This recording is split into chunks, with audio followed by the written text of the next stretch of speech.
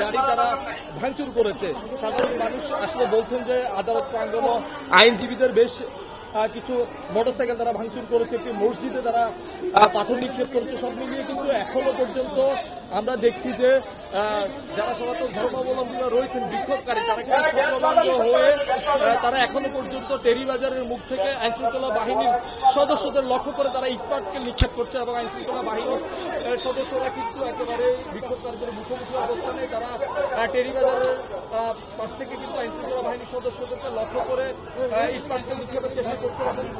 আমরা দেখছি লালদিঘি পারে প্রায় 50টির মতো অর্ধশতাধিক আসলে অনেকে গাড়ি নিয়ে চলে গিয়েছেন। বেশ কিছু গাড়ি তারা ভাঙচুর করেছেন এবং তারা কিন্তু আইনজীবীদের মোটরসাইকেল তারা আসলে ভাঙচুর করেছে। সব মিলিয়ে প্রায় 2 ঘন্টা যাবত আসলে আইনশৃঙ্খলা বাহিনীর সদস্যরা চেষ্টা করেছিলেন তারা যে বিক্ষোভকারী যারা রয়েছেন তাদেরকে বুঝিয়ে চিন্ময় কৃষ্ণ দাসের এই গাড়ি বহর সেটি আসলে যাতে আদালত পর্যন্ত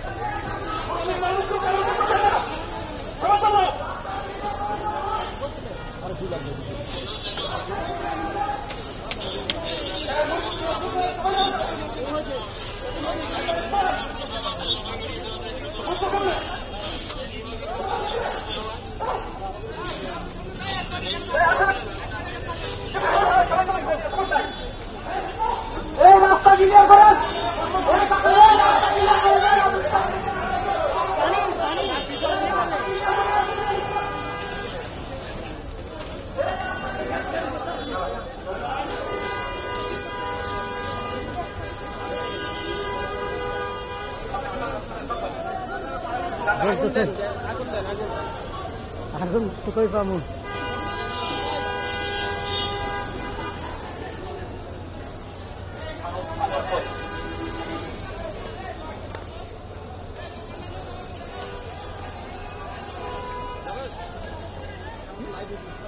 চলতেছে